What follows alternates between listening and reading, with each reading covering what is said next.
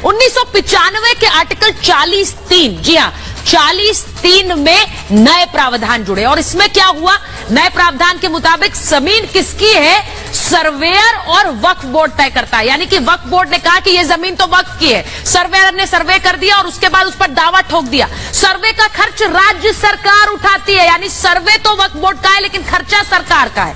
अब मुस्लिम कानून के मुताबिक मानी जाएगी वक्फ की जमीन, यानी ये जमीन वक्फ की हो गई।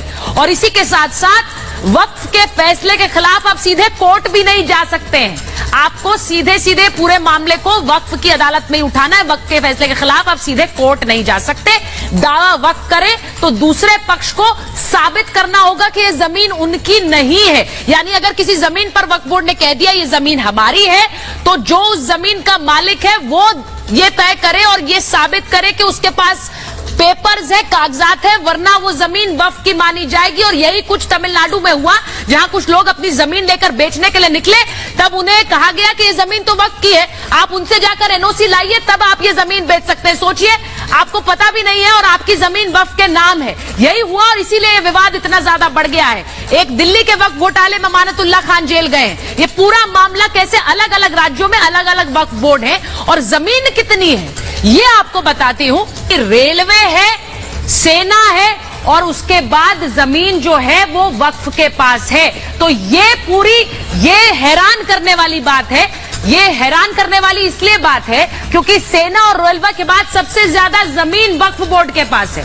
देश में तीसरा सबसे बड़ा जमीन मालिक वक्फ बोर्ड है। सोचिए, देश की ज्यादातर जमीन, देश में जमीन सबसे पहले किसके पास है, सेना के पास, उसके बाद रेलवे के पास और उसके बाद वक्फ बोर्ड के पास। वक्फ बोर्ड के पास 8,54,509 संपत्तियां हैं, ये उनके मालिक हैं। 8 लाख एकड़ से ज्यादा जमीन पर वक्फ बोर्ड का कब्जा है और इसीलिए 2009 में वक्फ बोर्ड की संपत्ति 4 लाख एकड़ थी और आज कैसे बढ़कर 13 साल में वो दुगनी हो गई है, 8 एकड़ से ज्यादा। और ये सब संपत्तियां वक्फ बोर्ड के कब्जे में है। लेकिन वक्फ बोर्ड अब कैसे हिंदू मंदिर वाली जमीन पर भी अपना कब्जा जमा रहा है। तमिलनाडु के 18 हिंदू बहुल गांवों पर वक्फ बोर्ड ने कब्जा कर दिया है।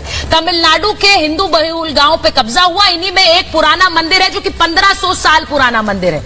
अब गांव की तो 90% जमीन जिस पर कब्जा कर ही लिया, जिस पर दावा ठोक दिया, इसी के साथ साथ इस पुराने मंदिर पर भी दावा ठोक दिया कि यह जमीन सारी वक्फ की है। अब इस्लाम आने से पहले यह मंदिर बना लेकिन हो गया वक्फ का।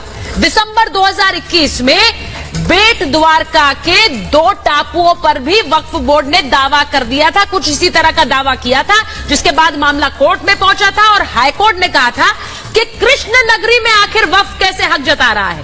अब देखिए किस तरह जहां जहां हक जताया वहां वहां जमीन की मांग कर दी। और सिर्फ यही नहीं है, कैसे ल्यूटन दिल्ली में भी बड़ी बड़ी संपत्तियां वक्फ बोर्ड के अधीन है।